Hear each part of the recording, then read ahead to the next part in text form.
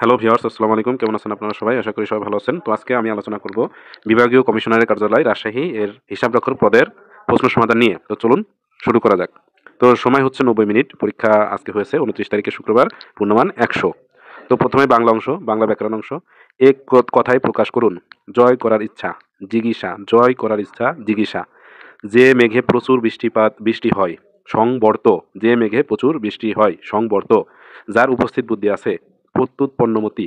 প্রত্যুৎ পণ্যমতি, বানানটা একটু দেখে নেবেন। প্রত্যুৎ পণ্যমতি। ধনুকের ধ্বনি টঙ্কার, ধনুকের ধ্বনি টঙ্কার। মানে যেমন ধনুকের তারটা ছেড়ে দিলে, টেনে ছেড়ে দিলে একটা টং করে একটা আওয়াজ হয় না, তো মনে করে রাখবেন যে টঙ্কার, টঙ্কার। নিচের বাগধারাগুলো সঠিক অর্থ প্রকাশ করুন। নিচের বাগধারাগুলো সঠিক অর্থ প্রকাশ করুন। অগত্যা মধুসূদন, অগত্যা মধুসূদন মানে অনন্যপায় হয়ে, অগত্যা মধুসূদন। ঠিক আছে, মনে রাখবেন যে মানে এইভাবে মনে করবেন যে মধুসূদন কোনো উপায় না পেয়েই মনে করেন যে পিতৃভূমি ছেড়ে আপনার চলে গিয়েছিল লন্ডন। তো লন্ডন টন্ডন প্যারিস ট্যারিস সেইখানে গিয়েছিল, ধর্মান্তরিত হয়েছিল। তো এইভাবে মনে রাখতে পারেন যে কোনো উপায় ছিল না ওর আর কি। ও আধুনিক হইতে গিয়ে মানে মধুসূদন দত্ত, মাইকেল মধুসূদন দত্তের কথা বলছি। তো অগত্যা মধুসূদন অর্থ হচ্ছে অনন্যপায় হয়ে। আকাশ ধরা, বৃষ্টি বন্ধ হওয়া, আকাশ ধরা। আকাশ ধরা মানে ধরে এসেছে, মানে বৃষ্টি বন্ধ হয়ে গেছে, আকাশ ধরেছে। কচু বনের কালাচাঁদ, কচু বনের কালাচাঁদ অপ্রদত্ত মানে কচু বন মানে কি একটা নির্দিষ্ট একটা জায়গা, মানে কচু মানে বলে না যে কোনো কথায় কথায় গ্রামের মানুষজন বলে না যে এই হ্যান নাকি ত্যান নাকি কচু, মানে এরকম একটা ব্যাপার বোঝায় না। তো কচু বনের কালাচাঁদ অর্থ অপদার্থ। রাবণের চিতা, রাবণের চিতা। তো রাবণ তো মানে হিন্দু যে পুরাণের মানে যে নিয়ে যে আপনার যে উপন্যাসটার মতো আছে, অর্থাৎ এটা কি বলে, উপন্যাস না মানে এপিক আর কি, যেটা মহাকাব্য। তো এইখানে দেখবেন যে রাবণ যে ক্যারেক্টার আছে, তো সে তো এখানে ভিলেন পার্ট। তো রাবণের চিতা, তাহলে বুঝতেছেন কি অবস্থা, মানে রাবণের এলাকারই একটা চিতা, তাহলে তো চির অশান্তি হবে, তাই না? চিতা, চিতা মানে অর্থাৎ বলতে এখানে সম্ভবত বোঝাইছে যে আপনার লাকড়ি দিয়ে যেটা মানে পুরানো হয় এবং লাশ পুরানো যেটা, সেটাকে চিতা বোঝানো হয়েছে। সন্ধি বিচ্ছেদ করুন। মানে এখানে মনে রাখার জন্য জাস্ট এই কথাগুলো বললাম আরকি। সন্ধি বিচ্ছেদ করুন। উদ্যোগ, উদ যোগ যোগ, উদ্যোগ, উদ যোগ যোগ, উদ্যোগ। পরীক্ষা, পরিযোগীক্ষা। এখানে লক্ষণীয় হইতেছে যে প্রথমটা রস্বই এবং পরেরটা কিন্তু দীর্ঘই। তো পরিযোগীক্ষা, পরিযোগীক্ষা, পরীক্ষা। প্রত্যহ, প্রতিযোগ অহ, প্রত্যহ। অহংকার, অহংকার মানে অহম যোগ কার। তো এই ক্ষেত্রে দেখবেন যে অনস্বর যেখানে থাকে, তো এই ক্ষেত্রে যেমন সংবাদ, সংবাদ, এইখানে সমযোগ বাদ হয় সংবাদ। তো এইখানে ম্যাক্সিমাম ক্ষেত্রেই ম হয়। তো অহংকার, অহংকার। বিপরীত শব্দ লিখুন। আশু, এর বিপরীত শব্দ হচ্ছে বিলম্ব। বলে না যে আশু অমুক অনুষ্ঠানে, তো আশু হচ্ছে মানে একেবারেই মানে নিকটে যেটা, আর বিলম্ব অর্থাৎ দেরিতে যেটা। অবনত মানে যেটার নিচের দিকে, মাথা নিচের দিকে, অবনত বা নিচের দিকে, মানে নিচের দিকে যেটা ধাবিত হচ্ছে সেটা অবনত। আর উন্নত, উন্নত অর্থাৎ উপরের দিকে। যেমন ম্যাথমেটিক্স যারা করেছেন তারা জানেন যে উন্নতি কোণ, অর্থাৎ মানে বোঝাইতেছে নিচ থেকে উপরের দিকে যে মাপটা আর কি, মানে নিচ থেকে কোনো কিছু রাইজ করে উপরের দিকে উঠছে, যে কোনটা তৈরি হয়েছে এটাই উন্নতি কোণ। তো সন্ধি, সন্ধি অর্থ তো হচ্ছে চুক্তি, কোনো কিছু চুক্তি বা বন্ধুত্ব, একটা ব্যাপার স্যাপার বন্ধুত্বপূর্ণ। তো এর বিপরীত শব্দ হচ্ছে বিগ্রহ বা বিবাদ। বিনীত, বিনীত উদ্যত। বলে না বিনীত আচরণ, তার খুবই বিনীত আচরণ। প্লিজড মানে খুবই প্লিজড মানে বিনীত, নম্র, ভদ্র। আর উদ্যত অর্থাৎ হচ্ছে মানে চরম পর্যায়, ঔদ্ধত্যপূর্ণ আচরণের মতো উদ্যত। স্নিগ্ধ, স্নিগ্ধ মানে হচ্ছে কোমল, মানে খুবই একটা ব্যাপার স্যাপার, স্নিগ্ধ আবহাওয়া, স্নিগ্ধ হাওয়া। তো স্নিগ্ধ মানে মানে কোমল, রুক্ষ। উপসর্গকে ইংরেজি ব্যাকরণে কি বলে? উপসর্গকে ইংরেজি ব্যাকরণে বলে খাঁটি বাংলা কি বলে আর কি, খাঁটি বাংলা উপসর্গ কতগুলা, কতগুলো। উপসর্গকে ইংরেজি ব্যাকরণে বলা হয় প্রিফিক্স। উপসর্গ মানে যেটা প্রথমে উপসর্গ প্রথমে যুক্ত হয় সেটা প্রিফিক্স, আর একটা হচ্ছে সাফিক্স। তো উপসর্গ, অনুসর্গ। তো এগুলো একটু দেখে নেবেন। খাঁটি বাংলা উপসর্গ হচ্ছে ২১টি। খাঁটি বাংলা উপসর্গ ২১টি। খাঁটি বাংলা আছে, বিদেশি আছে, তো সংস্কৃত আছে। তো এগুলো একটু দেখে নিবেন আপনারা মূল ব্যাকরণ বইতে। আমি আলোচনা করছি না, কারণ সময় বেশি লাগবে। ভাব সম্প্রসারণ করুন। তো ভাব সম্প্রসারণে আসছে একটা ৬ মার্কের। তো বেশি বড় হবে না আরকি, ৬ মার্ক যেহেতু, তো সিম্পলি ভিতরে লিখতে হবে ৯০ মিনিট সময়। তো আপনি আচরি ধর্ম শিখা ওপরে, অর্থাৎ মানে মূল থিমটা বলে দেই। মানে আপনি যে নিজে যে আচরণটা করতে পারেন না সেটা তো অন্যকে শিখাতে পারবেন না, তাই না? তো আপনি নিজে যেটা পারেন সেটা অন্যকে শিখান। তো আপনি নিজে ভালো কিছু শিখুন, অন্যকে কিছু শিখান, এটাই আরকি বোঝানো হয়েছে। ইংরেজি পার্টটা তো এইখানে আমি এখানে একটু রেখে দিচ্ছি, আপনারা একটা স্ক্রিনশট দিয়ে রাখেন অথবা পজ করে একটু পড়ে নিন। তো এখানে আলোচনা সংক্ষিপ্ত করার জন্য আমি পড়ছি না, ভার্সন প্রশ্নটা স্ক্রিনশট দিয়ে নিন। ধন্যবাদ। Fill in the blanks, the teacher feels affection every people for, every people, people এখানে আর কি ছাত্র বোঝাচ্ছে, ছাত্রছাত্রী। তো the teacher feels affection dash for every students, মানে এখানে আপনার অ্যাফেকশন ফর, এখানে আপনারা জানেন যে অ্যাপ্রোপ্রিয়েট প্রিপোজিশনের ক্ষেত্রে অ্যাফেকশনের পরে ফর হয়। অ্যাফেকশন ফর কারো প্রতি আবেগ অনুভূতি এগুলো বোঝাতে অ্যাফেকশন ফর হয়। He is devoid dash common sense, he is devoid dash common sense, he is devoid of, of devoid of devoid of common sense ডিভয়েডের পরে সবসময় অফ হয়। The ship is bound for England মানে ইংল্যান্ডের উদ্দেশ্যে রওনা দিচ্ছে আর কি। আপনারা যারা মেট্রো রেল অলরেডি ইউজ করেছেন, মেট্রো রেলে যাতায়াত করছেন, বলে না যে the train is bound for Motijheel, মানে মতিঝিলের উদ্দেশ্যে যেটা রওনা করছে, তো বাউন্ড ফর মতিঝিল বলে, আর যেটা দেখা যাচ্ছে উত্তর সেটা বলে দি ট্রেন ইজ বাউন্ড ফর উত্তর।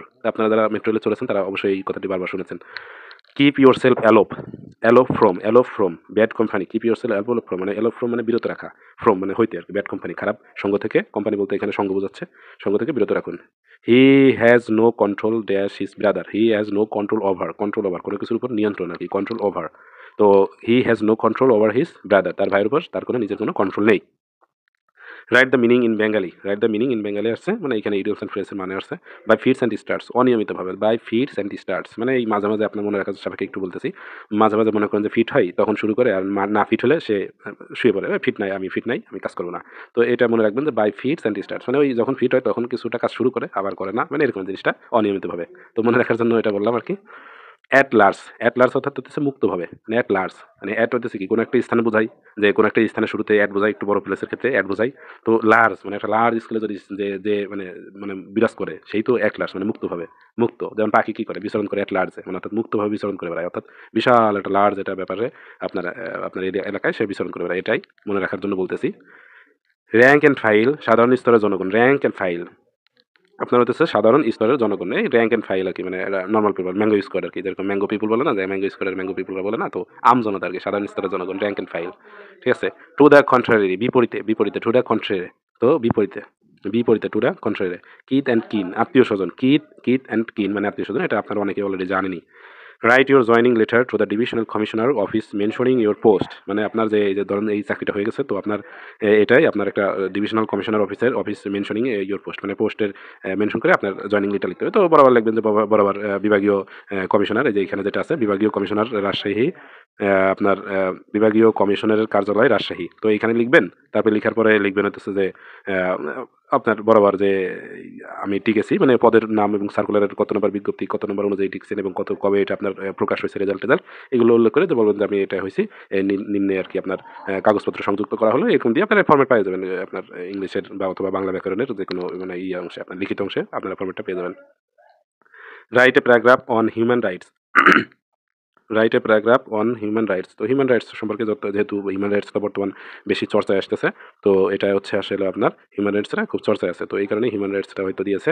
তো আপনারা এই যে এখানে আমি পজ করে রাখলাম, তো আপনারা একটু পজ করে স্ক্রিনশটটা দিয়ে নিন, স্ক্রিনশট দিয়ে নিয়ে আপনারা পড়েন, বা অথবা পজ করে আপনারা পড়ে নিতে পারেন, এক নজর দেখে নিন, সমস্যা নেই। 11 নম্বর হচ্ছে change the voice, please keep quiet, keep KUET.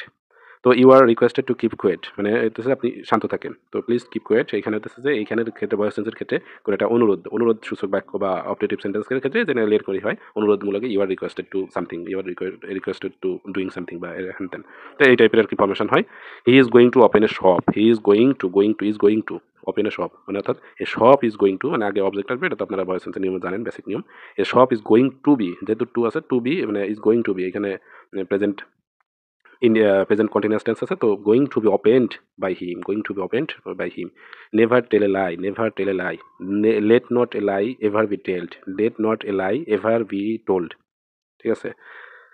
He is writing a letter, ওই মানে never tell a lie উপদেশমূলক, generally উপদেশমূলক বাক্যে সর্বদা লেট দিয়ে শুরু হয় জেনারেলি, তো আপনারা নিয়মগুলো আরও বিস্তারিত পাবেন গ্রামারে।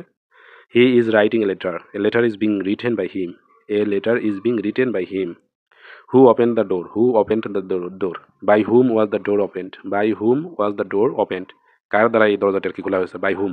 Who opened? Who দিয়ে থাকলে WH কোয়েশ্চেন থাকলে by whom দিয়ে শুরু হয়েছে আর কি, এই কারণে। এখানে এখন ম্যাথ অংশ, তো ম্যাথ অংশটা আমরা দেখি। একটি লঞ্চের ডেকের যাত্রী সংখ্যা কেবিনের যাত্রী সংখ্যার 4 গুণ অপেক্ষা 2 জন বেশি, অর্থাৎ একটি লঞ্চের ডেকের যাত্রী সংখ্যা, ডেক আপনারা অনেকে যদি না জানে থাকেন, তো এই যে লঞ্চের দেখা গেছে যে 4-5 তলা লঞ্চের দেখা গেছে যে 1 তলা 2 তলা 3 তলায় মানে অনেকগুলো ডেকের মতো পাটাতন থাকে, আর সাইড দিয়ে যেগুলো থাকে সাইড চারপাশে, তো এইগুলো কেবিন থাকে। তো ডেকে জেনারেলি মানুষ ওই তাস টাস খেলতে খেলতে যারা বরিশালের বিভাগের বা যারা চাঁদপুর এলাকার শরীয়তপুর চাঁদপুর তারপর অনেকেই মানে এই আপনার লঞ্চে যাতায়াত করে, তো এগুলো ভালো জানা থাকবেন। তো এইখানে সাধারণত দেখা যাচ্ছে যে আপনার ডেকে যাত্রী সংখ্যা অনেক কম হয়, জেনারেলি যেমন দেখা যাচ্ছে 300 টাকা দিয়ে আপনি বরিশাল চলে যাবেন, কিন্তু কেবিনে নিলে কি হয়, কেবিনে দেখা যাচ্ছে 1,000-1,500 লাগবে আপনার বরিশাল দিতে, তো জেনারেলি লোকজন একটু চাপ কিন্তু বেশি থাকে। তো এটাই হচ্ছে ডেক, এমনি জাস্ট যারা জানে না তাদের জন্য একটু জানার চেষ্টা করলাম। 4 গুণ অপেক্ষা 2 জন বেশি, মাথাপিছু কেবিনের ভাড়া ডেকের ভাড়া দ্বিগুণ, ডেকের ভাড়া মাথাপিছু 30 টাকা এবং মোট ভাড়া প্রাপ্তি 1680 টাকা হলে মোট যাত্রী সংখ্যা কত? তো এখানে মনে করি কেবিনের যাত্রী সংখ্যা, যেহেতু কেবিনের যাত্রী সংখ্যা সাপেক্ষে তুলনা করা হয়েছে, তো মনে করি কেবিনের যাত্রী সংখ্যা এক্স, ডেকের যাত্রী সংখ্যা তাহলে 4 গুণ প্লাস আরো 2 জন বেশি, তো 4x প্লাস 2। তো প্রশ্ন মতে বলতেছে ডেকের ভাড়া মাথা পিছু হইতেছে 30 টাকা। আর হইতেছে যে যদিও ডেকের ভাড়া এখন 30 টাকা দেয় না, এটা জাস্ট অঙ্ক করার সাপেক্ষে। তো ডেকের ভাড়া 30 টাকা এবং হচ্ছে যে মোট ভাড়া প্রাপ্ত হয়েছে 1680 টাকা হলে মোট যাত্রী সংখ্যা কত? তো বাদ বাকি টাকা তাহলে কেবিনের লোক থেকে নিছে।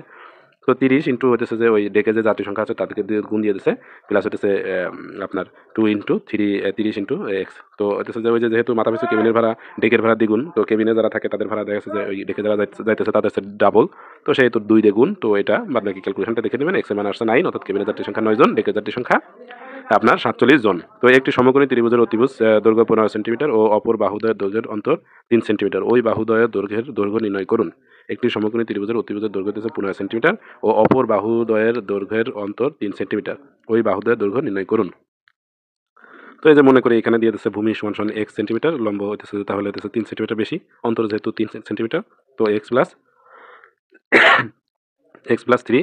তো আমরা জানি সমকোণী ত্রিভুজের ক্ষেত্রে ভূমি স্কয়ার প্লাস লম্ব স্কয়ার, এই পিথাগোরাসের যে উপপাদ্যের যে সূত্রটা, তো ওই সূত্রটা অ্যাপ্লাই করা হয়েছে। তো এখানে জাস্ট এটা বসাই দিবেন, অতিভুজের মান দিয়ে আছে, এটা দিয়ে যে ক্যালকুলেশন আসে এটা আপনারা দেখে নেবেন, এখানে একটু পজ করে আপনারা দেখে নেবেন। তো এটাই হচ্ছে এই ক্যালকুলেশন। তো এখান থেকে এই যে মিডল টার্ম টোটাল করার পরে এই যে দুইটা মান আসবে। তো দুইটা মান আসার পরে একটা আসবে মাইনাস মান আসছে, আর একটা মান আসছে কি প্লাস মান। তো ঋণাত্মক তো আর হইতে পারে না, কোনো কিছু দৈর্ঘ্যপ্রস্থ এগুলো তো ঋণাত্মক হইতে পারে না, তো ঋণাত্মকটা ক্যান্সেল, যেটা ধনাত্মক ওটাই আসবে, আর লম্ব তাহলে তার সাথে 3 যোগ হবে, শেষ। সমাধান করুন এক্স মাইনাস এ বা হইতেছে যে এ স্কোয়ার মাইনাস বি স্কোয়ার সমান সমান হইতেছে এক্স মাইনাস বি বা হইতেছে বি স্কোয়ার মাইনাস এ স্কোয়ার।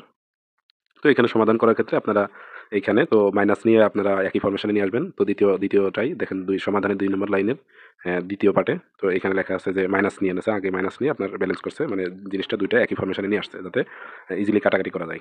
তো একই ফরমেশনে নিয়ে আসার পরে দুই পাশ থেকে এ স্কোয়ার মাইনাস বি স্কোয়ার বাদ দিয়ে দিচ্ছে, মাইনাসটা উপরে চলে গিয়েছে, মানে উপরে মাইনাস থাকা নিচে মাইনাস থাক, মাইনাস তো আপনার একই, মানে মাইনাস মাইনাসই।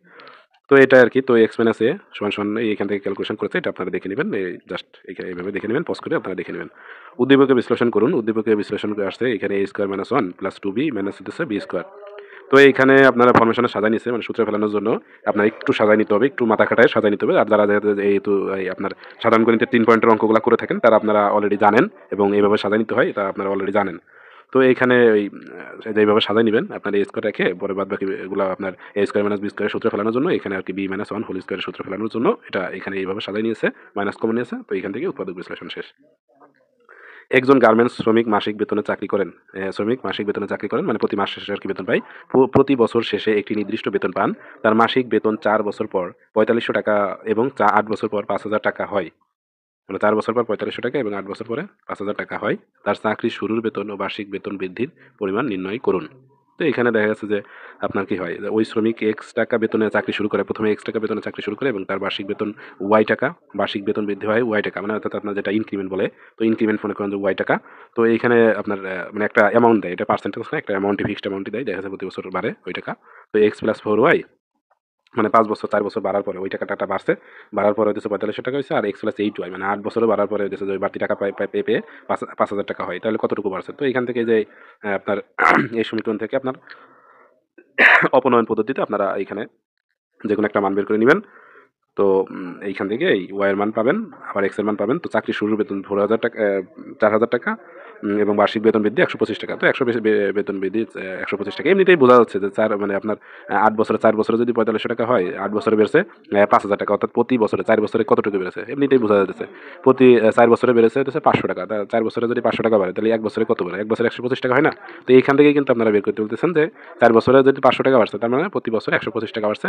আর 4 বছরে 4500 টাকা যেহেতু বাড়ছে ওইখান থেকে 4 বছর 4 ইন্টু 125 টাকা করে বাদ দিলে যেই টাকা থাকে ওই টাকা হইতেছে তিনি 4 বছর ইনকাম করছে। তো বাদ বাকি টাকা 4 দিয়ে ভাগ দিলে এমনিতেই বোঝা যায়। যদি মানে এমসিকিউ টাইপের আসতো তাহলে এইভাবে আপনারা দেখে নিতে পারতেন। তো সাধারণ গণিত এখানে সাধারণ জ্ঞান। জুলাই বিপ্লবের প্রথম শহীদ আবু সাইদ কত তারিখে শহীদ হন? জুলাই বিপ্লবের প্রথম শহীদ আবু সাইদ শহীদ হন 16 জুলাই 2024 সালে।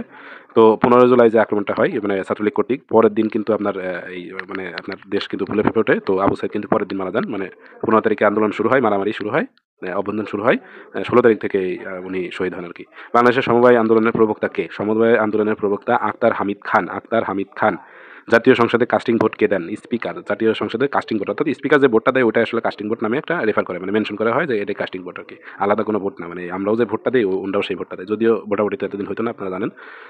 পৃথিবীর দীর্ঘতম নদীর নাম কি? নীল নদ। পৃথিবীর দীর্ঘতম নদীর নাম নীল নদ। কত বিঘা পর্যন্ত জমির খাজনা মওকুফ করা হয়েছে? নীলনদ কিন্তু প্রায় 11টা দেশের মধ্য দিয়ে প্রবাহিত হয়েছে। নীলনদ অনেক লম্বা, অনেক জায়গায় অবশ্যই অ্যামাজন দেওয়া থাকে, বাট নীলনদকে বেশিরভাগ মানে বই আপনার নীলনদই লেখে আর কি। কত বিঘা পর্যন্ত জমির খাজনা মওকুফ করা হয়েছে? 25 বিঘা। 25 বিঘা পর্যন্ত জমির খাজনা মওকুফ করা হয়েছে। নলেজ ইজ ভার্সু কার উক্তি? নলেজ ইজ ভার্সু হচ্ছে সক্রেটিসের উক্তি। যমুনা সার কারখানায় উৎপাদিত সারের নাম কি? যমুনা সার কারখানা অন্যতম একটা কারখানা। তো এটা এখানে কিন্তু ইউরিয়া প্রোডাকশন করা হয়, ইউরিয়া। জাতিসংঘের দাপ্তরিক ভাষা কয়টি? জাতিসংঘের দাপ্তরিক ভাষা 6টি। মানে এখানে আপনার হচ্ছে দাপ্তরিক ভাষা 6টি, সব কিছুই আছে, শুধুমাত্র আরবিটা বাড়তি। তো দাপ্তরিক ভাষা 6টি। বাংলাদেশের মুক্তবাজার অর্থনীতি কত সনে চালু হয়? বাংলাদেশের মুক্তবাজার অর্থনীতি কত সনে চালু হয়? 1 জানুয়ারি 1991। 1 জানুয়ারি 1991। তো 1 জুলাই কিন্তু ভ্যাট দিবস, আয়কর দিবস, ওই আপনার মানে আপনার কি বলে ভ্যাট, ভ্যাট শুরু হয় কিন্তু চালু হয় কিন্তু 1 জুলাই 1991। তো এইখানে কিন্তু মুক্তবাজার অর্থনীতি চালু হয় কিন্তু 1 জানুয়ারি 1991। ভিয়েতনাম ও যুক্তরাষ্ট্রের মধ্যকার দ্বন্দ্ব নিরসনে কোন চুক্তি স্বাক্ষরিত হয়? প্যারিস শান্তি চুক্তি। প্যারিস শান্তি চুক্তি। বাংলাদেশের জাতীয় প্রতীকে তারকা সংখ্যা কতটি? তারকা সংখ্যা 4টি, মানে 2 2, এ পাশে 2টি, বাম পাশে 2টি, ডান পাশে 2টি, 2 2 4টি। নর্দার্ন লিমিট লাইন কোন দুটি দেশের বিরোধপূর্ণ অঞ্চল? নর্দার্ন লিমিট লাইন হচ্ছে উত্তর কোরিয়া এবং দক্ষিণ কোরিয়ার বিরোধপূর্ণ একটি অঞ্চল। তো 2 কোরিয়ার মাঝামাঝি যে একটা লাইন, তো এটাই নর্দার্ন লিমিট লাইন বলা হয় আর কি। তো বাংলাদেশ সংবিধানের কোন ভাগে মৌলিক অধিকারের কথা বলা হয়েছে? তৃতীয় ভাগ। তৃতীয় ভাগ। প্রোরা, মানে প্রোরা মৌনি, অর্থাৎ প্রথমে প্রজাতন্ত্র, তারপর হচ্ছে কি রাষ্ট্র, রাষ্ট্র নিয়ে বল কথাবার্তা, তারপর হচ্ছে যে মৌ দিয়ে হচ্ছে মৌলিক অধিকার, আর নিতে হচ্ছে নির্বাহী বিভাগ। তো প্রোরা মৌনি আবিনি মবাংজসাং বি। তো আপনারা এইভাবে ছন্দ দিয়ে প্রথম অক্ষর নিয়ে একটা ছন্দ তৈরি করতে পারেন। আমি একটা ছন্দ তৈরি করেছি, তো ভালো লাগলে এটা মনে রাখতে পারেন। প্রোরা মৌনি আবিনি মবাংজসাং বি। তো সবকটা বিভাগের মানে সবকটা ভাগের প্রথম অক্ষর নিয়ে জাস্ট। গ্রিনল্যান্ড কোন মহাদেশে অবস্থিত? উত্তর আমেরিকা। গ্রিনল্যান্ড কোন মহাদেশে অবস্থিত? উত্তর আমেরিকা। ন্যাটো এর পূর্ণরূপ কি? ন্যাটো এর পূর্ণরূপ north Atlantic treaty organization. NATO north Atlantic treaty organization. Virus শব্দের পূর্ণ অভিব্যক্তি কি? ভাইরাস শব্দের পূর্ণ অভিব্যক্তি হচ্ছে ভাইটাল ইনফরমেশন রিসোর্সেস আন্ডার সিজ। ভাইটাল ইনফরমেশন রিসোর্সেস আন্ডার সিজ, মানে যে ইনফরমেশন রিসোর্সটা খুবই ভাইটাল, মানে খুবই মৌলিক, ওটা আন্ডার সিজ, মানে ওটা আপনার জব্দ করা হয়ে গেছে আর কি অলরেডি। মানে ভাইরাস এসে আপনার দেহের যে আর কি আপনার কোষের প্রতিটা কোষের যে একটা তথ্য বা প্রতিটা কোষের বা কোন যেটাকে আর কি ভাইরাস আক্রমণ করেছে, তো সেই কোষের তথ্য ইনফরমেশন সব কিছু লক করে ফেলায়, সিজ করে ফেলায়। তো ভাইটাল ইনফরমেশন, মৌলিক ইনফরমেশন রিসোর্সেস মানে উৎস আন্ডার সিজ। দুর্বল সিগন্যালকে বর্ধিত করে টার্গেট কম্পিউটারে পাঠায় কি? সুইচ। সুইচ। কম্পিউটারের ইনপুট ও আউটপুট এর জন্য কোন কোডটি সর্বাধিক ব্যবহৃত হয়? ASCII code. ASCII code. 1 kilobyte সমান কত বাইট? 1 কিলোবাইট সমান কত বাইট? 1000 বাইট। কম্পিউটারের ইনপুট ও আউটপুটের জন্য কোন কোডটি সর্বাধিক ব্যবহৃত হয়? ASCII code. 1 কিলোবাইট সমান কত বাইট? 1000 বাইট। ধন্যবাদ, আজকের মতো এই পর্যন্তই। ভালো থাকবেন, সুস্থ থাকবেন, আল্লাহ হাফেজ। চ্যানেলটি ভালো লাগলে সাবস্ক্রাইব করবেন। ধন্যবাদ।